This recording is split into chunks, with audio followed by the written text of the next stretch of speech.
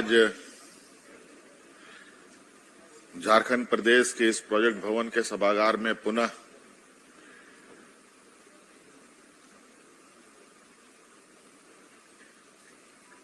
पशु चिकित्सकों के नियुक्ति पत्र वितरण समारोह में उपस्थित हमारे साथ हमारे मंत्रिमंडल सहयोगीगण, उपस्थित पदाधिकारीगण, उपस्थित यहाँ काफी देर से इंतजार कर रहे नवनियुक्त आप सभी पशु चिकित्सकों की ये समूह, आप सबका आज के शुभ अवसर पर मेरी ओर से बहुत बहुत शुभकामनाएं हैं और जोहार है। पहले तो मैंने सोचा कि कितना भाषण करूं, क्या बात बोलूं आप लोगों को, और इतनी नियुक्तियां लगातार हो रही हैं। अभी परसों ही हम लोगों ने गढ़वा में लगभग 5-6 हजार बच्चों को गैर सरकारी संस्थानों में नियुक्तियां दी।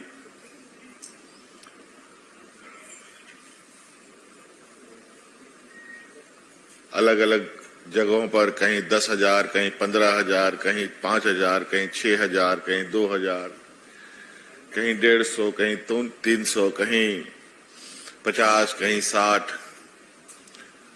ना जाने कितनी नियुक्तियां हुई है।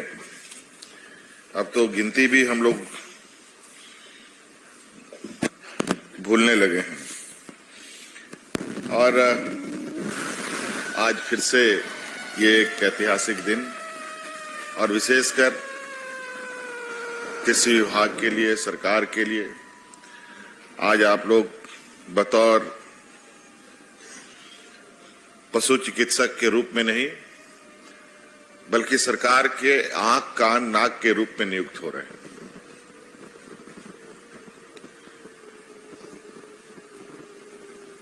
पहले भी आपको सचिव साहब ने मंच से कहा कि किसी विभाग को चलाने के लिए मानव बल की आवश्यकता होती है, और मुझे लगता है कि इस राज्य के बनने के बाद जो काम पहले होना चाहिए था वो आज हो रहा है। और यही वजह है कि आज हम जहां हमारा प्रत्यक्ष अप्रत्यक्ष रूप से हमारे लोग जो गांव में वास करते हैं, कृषि और पशुपालकों से जुड़े हुए हैं, वो आज भी भगवान भरोसे ही अपना जीवन यापन कर रहे हैं।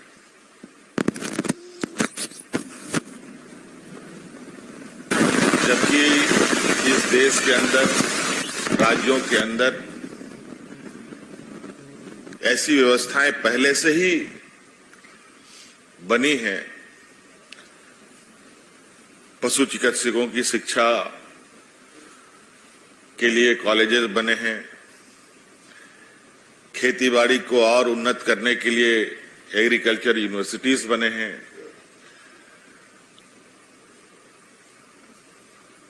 लोगों के इलाज के लिए, डॉक्टर के लिए मेडिकल कॉलेजेस बने हैं,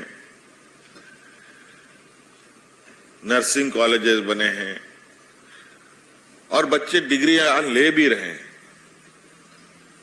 पढ़ाई भी पढ़ रहे हैं, लेकिन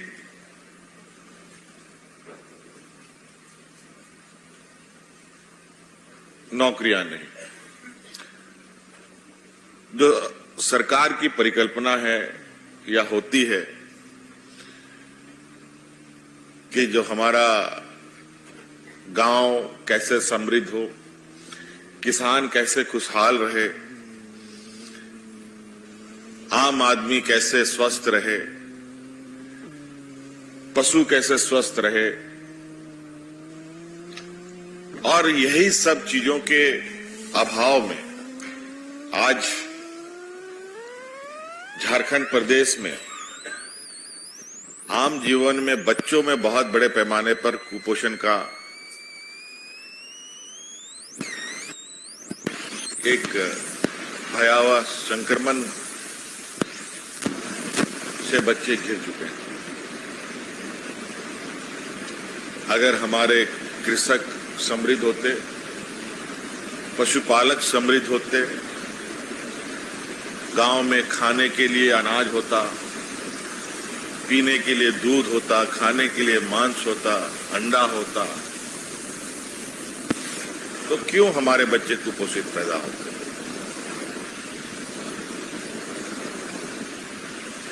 लेकिन आज जब हम चांद पर जाने की बात कर रहे हैं और जा भी रहे हैं, वहीं दूसरी ओर गांव में बच्चे कुपोषित पैदा हो रहे हैं, विकलांग पैदा हो रहे हैं। मुझे लगता है ये सही तरीका नहीं है विकास का पैमाना। आज भी गांव में कुछ बुजुर्ग ऐसे हैं जिनकी उम्र 100 साल से ऊपर हो गई, लेकिन वो जिंदा है।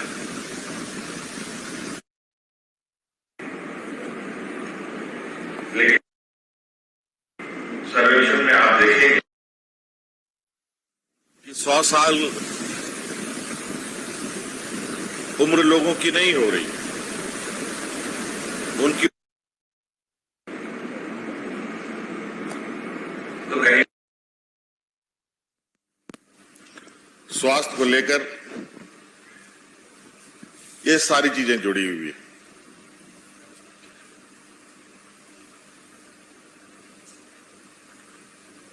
हमने 2019 में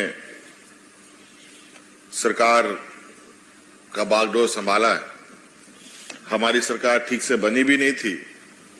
कोरोना जैसा एक वैश्विक महामारी जिसके बारे में दुनिया को कुछ भी अता पता नहीं।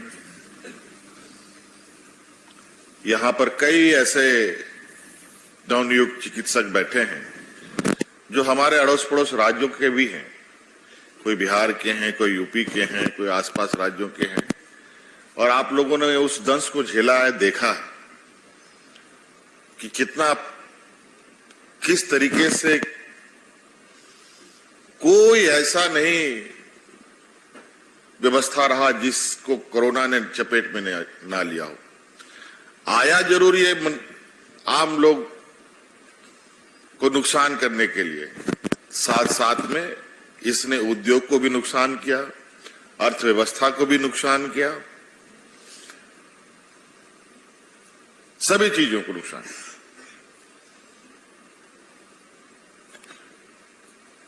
चलिए किसी तरीके से उससे हम लोग बाहर आए।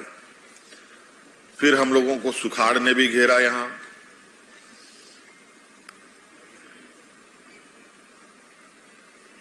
और सुखाड़ को लेकर के भी हम लोगों की बहुत, चूंकि राज्य पिछड़े राज्यों में से एक ये राज्य भी है देश का, तो कई चुनौतियां होती हैं ऐसे राज्यों में।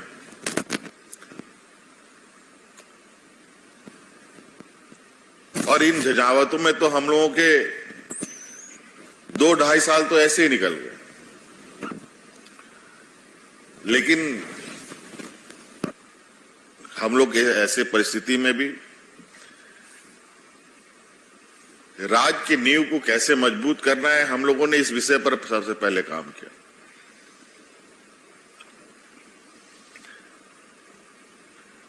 अगर राज्य की नींव मजबूत होगी, पेड़ का नींव मजबूत होगा,